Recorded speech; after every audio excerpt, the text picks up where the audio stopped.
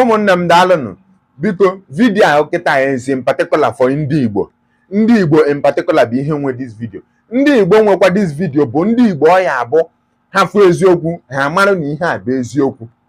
Like this video anyị don so mere na bụ ya bụ the only eziokwu ị need ịma as onye Igbo. Bịa before you watch a video I share go this particular video. As onye Igbo before you watch this video make sure you share this video because now this what you are about to hear is what your father, the truth that your father, your forefathers, your mothers, your great-grandmothers refused to tell you. And here is the story. And you must learn from this video.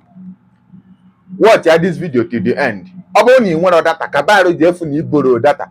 Watch this video to the end. As you only will. Mana Kabaro phone share a video. Can never give way to sorry watch. Anybody can among this your boy I don't know your checker. About for this video, if you are an Igbo man, make sure you share this video before you start watching. Trust me, this video might be long. So if you don't have enough data, borrow data and come and watch this video. First and foremost, none of my handles are monetized, so I'm not making any money. I'm not a content creator. I'm using this channel and what the younger generation information for Kwasema. It's high time we start telling ourselves the truth. I'm going to be the truth. Na ibu nde meli naga. Mananya chori ikwe. And because nanya chori ikwe, I na silo wayasi. We keep living a lie. We are bringing forth generations and then I'm morokwa nkebe ezioku. Because what we feed them with bokwa lies. Gini bo that ezioku. Ezioku a ona agba ona afofo na alu. Ogwuru ike ama ive melia ọ dị ka odudu bel na-amụ mana eziokwu ka ọ gịnị bụkwa eziokwu a eziokwu a bụ na emelila anyị n'agha na bụ ndị emeli mana asịla anyị asị mgbe emelicha anyị maka na achọrọ ka anyị feel be ka ndị emeli n'agha ya ka eji wee sụọla ya oyibo no victor no vanquish maka na anyị bụ mmadụ enwere onye chọrọ ka asị ya na ọ bụ onye meriri n'agha na onye adọrọ n'agha enwere onye chọrọ inwe that status of onye na-enwere onwe ya. I embrace that slogan no victor no vanquish. I go badie with obi anyị n'ime. We embraced it or console why we try to build on with that language no victor no vanquish. And this is the plan of Obodo to reintegrate us back into Iyanem. Now, we lost ourselves when we stopped reading the signs that shows that that was just a slogan. It never meant anything in reality. Somebody that told you no victor, no vanquish, closed all your accounts and all your assets when you get 20 pounds. This was done to you and not on the analog. Everything was closed down and 20 pounds was given to you. People lost their assets, their business, their houses, their investments. And we started afresh with no victor, no vanquish. And we've been living our life like that, lying to ourselves. After Anuslogo, now we go back to drawing board. We say a plan. Am I able the plan? The plan of beginning. Eba we go no victor, no vanquish. I get that free hand so that they will feel belong. Man, what we will never allow these people to have access to. Bogene, power. Any office that decide the direction of this country, they can never have access to that because these people don't have equal rights with us.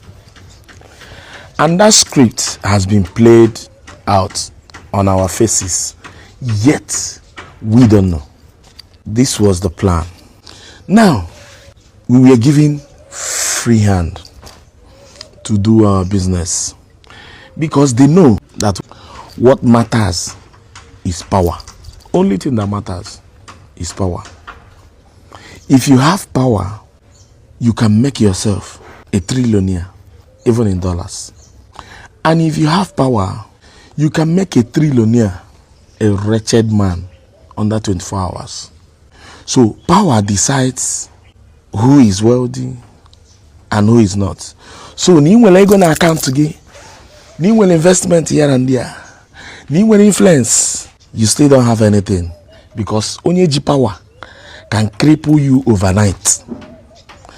Onya melo, so many in the buy, negoni never jive nwere n'okwu because of ejiro power. Onye ji power, ye jideva tiva n'okpuru table. Onye ji power, all ka ga put, e freeze all your assets, all your bank details, tiekwo gị n'ime. Mee gị, ịmapụta the court until ha chọ. Ihe bụ ihe power na-eme. And ihe bụ ihe na-ala anyị. Lapụla anyị gbaghazie nnekere. Make your money. It's not a problem. But if for power, aka ga amalue. Maka na anyị amaro the benefit of power. Onya mela I feel like I don't want to say this. I feel like even that when the governor, the minister, and the rep, and the elite, and the das, and our billionaires, and no. I chena haji power. Ufumpuru power na ariari fenwero. They can't make a demand. That is a fact. Obro Okwefulef, I'm telling you the truth. They cannot demand for anything. One boy they demand even a burger. You can't. Whenever one boy decided he demanded something from Ogia will put him in his place. Where that's no bronya burger. This is our status. And the earlier you know it, it will start affecting the way you reason, the way you approach things, the way you talk, and what to demand and how to go about it. Now, let me draw your mindset backward. After the war, Aba was area for commerce. Onitsha, the biggest market where you trade. Aba is for production. After the war, there is a plan to reintegrate us back to Nigeria, because Nigeria after the war began, that we need to be checkmated. Any check here, all our actions need to be checkmated. That is why they wanted to start moving our businesses from our base here in the southeast into other regions in Nigeria. How did they do this? They knew that we were business people, and after the war we were left with no other option than to trade and make money, because whatever thing we had was taken away from us. So they went to the Oga Patapata of them all IJM business, which is what? The seaport, Bonaire, and nke na Calabar na nke na Rivers. Fa weje ba weje payaka ke ya balaka. We decided to lay checkpoint upon checkpoint upon checkpoint from Port Harcourt seaport down to east, from Calabar seaport down to east. Ibuluzi afiagi kile chaya na wharf. Iga kugido with so much restrictions and suffering.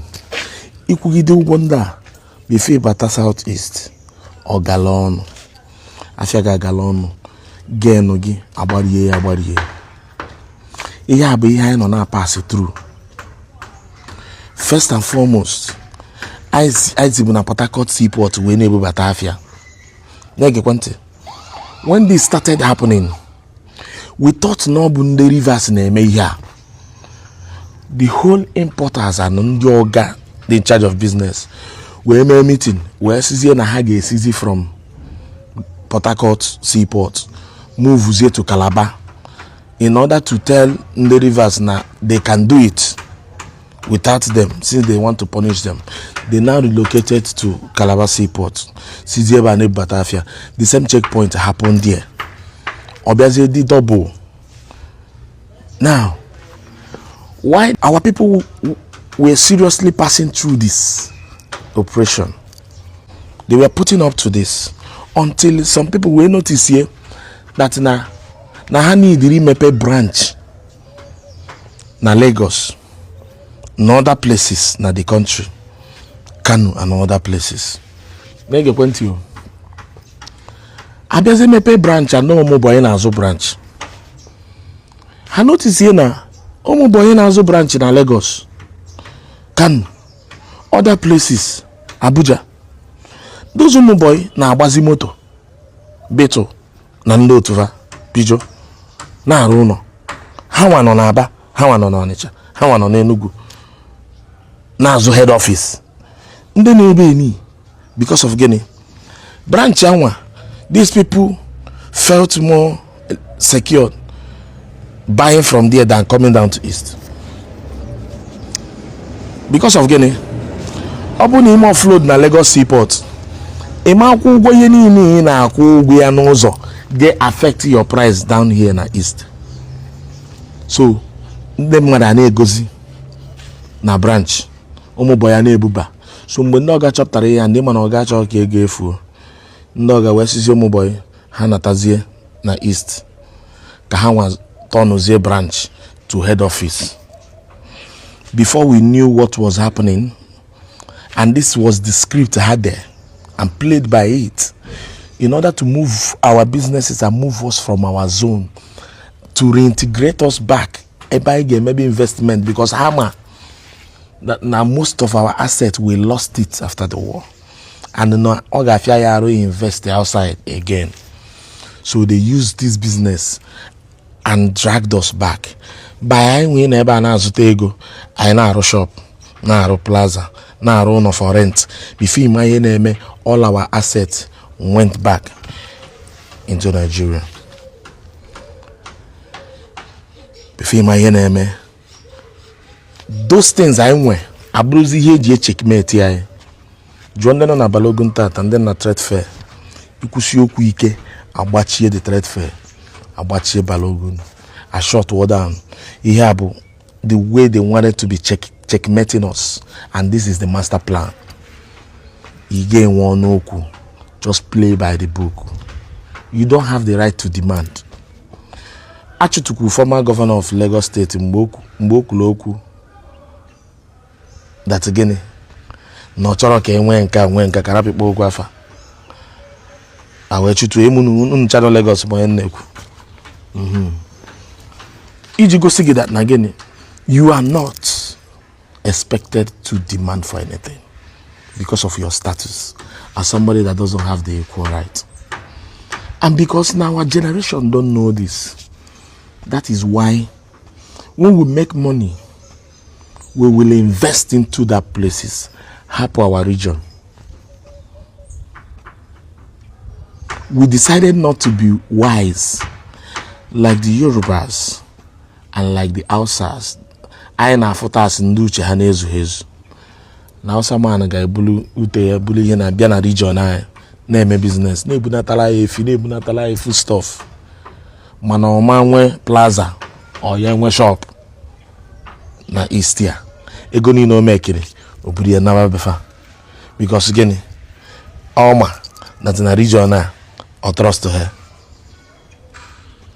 Mana anyị nwa I trust our region, trust our region now, because I feel like I can watch uche ejeme business, and because na nyamara our status. If we really know our status, whatever thing we have and own will be found in the eastern region. Eastern region, Abroso Igafe Niger Bridge, eastern region, even my Delta region, rivers and all the Anchabu eastern region is a lot safer than ebe ọnọbụ. Ibolo ọgaranya gị ihe ọhụrụ ọsọ gị mee ebe a ị chọrọ ime into real estate ị na-eme ebe a